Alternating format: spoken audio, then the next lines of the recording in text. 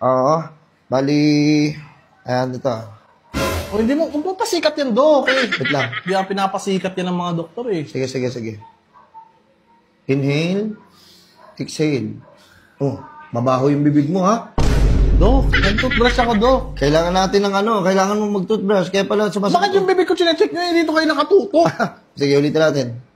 Okay. Kasi kung napapansin mo, Ano narinig mo? Wait lang. Okay naman, oh. Wait lang, nangunang-una ka ba? Hindi, Dok, wala naman ako nararamdaman kasi. Ba't kailangan nyo Hindi pwede, hindi yan. Hindi pwede wala yan. Wait lang.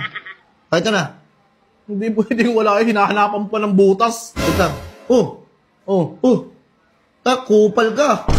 Kupal ka pala. Dok, hindi ako kupal, Dok. Easy lang. Paggulo mo na yung camera para mag-usap tayo ng ayos. Kasi ganito, naresatahan kita, no? Bali, tinignan ko yung mo. Tinignan ko yung pagtibok ng puso mo, no? Parang ang bilis, parang kang tumatakbo. Ano ka ba, kabayo? Nagsisinungaling ka na, narinig mo talaga. Paano tunog? Paano tugtog? Ganun. Kailangan ganito, Ayun, ibigay mo na to sa pinsan mo, yung oxygen. Sulat mo yan, Dok.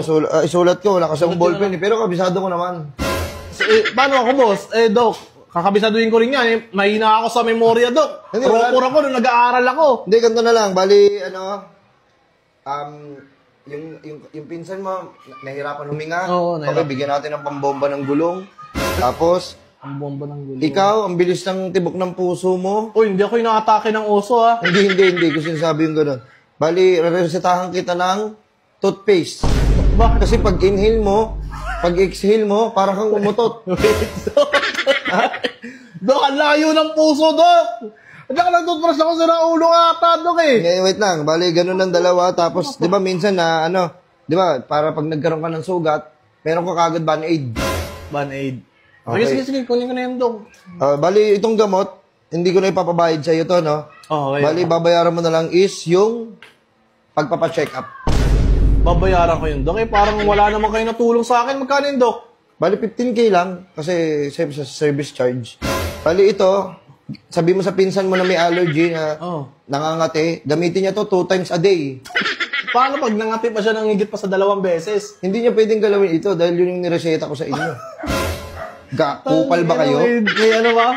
Bali, 15K lang. 15. Dok, para lang umalis ka na dito. 1, 2, 3, 4, 5, 6. Nakanganga ka, oh. Hindi ko nabibilang maayos, eh. Okay. 9, 10, 11, 12, 13, 14, 15. 15 sakto? 15, okay. Okay na. Salamat sa pag-consult, baka... Ay, Dok, wait lang, Dok. Pwede mo akong kontakin. If ever, kunyari, may sakit ka, magkaroon ka ng gusto mo, lagyan... Pwede mo naman ako balikan dito kasama na sa 15K. Hindi, bukod pa yun. Bukod pa yun? Baka gusto mo lagyan kita ng beke. Dalawa. Dok, hindi, Dok. Magpapagaling kayo ng tao, eh. Tama, no? Ka naman. Bali, ganun lang. Bali, babalik na lang ako siguro, no? Babalik. Wait lang, Dok, kasi napansin ko, Dok, yung ganito yung kanina tinanggal nyo to, parang may kayo, may... Ano yun? Ito, parang... Ay, stethoscope. Ano ba talaga to, Dok? Itong, stethoscope nyo? Boss! Boss! Boss! Boss, ikaw, boss! Sabi ko na, boss! Bossing! Asan ka? Dito ako, boss! Bossing! Kamusta ang buhay-buhay? Boss, I'm Dr. Pardel. Baka meron kayo papagamot. Tara, gamutin kita. Dok, tangin naman nagpapagat ng doktor namin ng 15K ko. Wala ka nang pinag-aralan ng ayop ka eh. Uy, sayang yung pag-aaral ko sa Harvard University. Kung ibabalik yung 15K mo. Boss, tangin mo, ikaw yan. Ikaw yung nagbebenta sa akin ng kung ano-ano.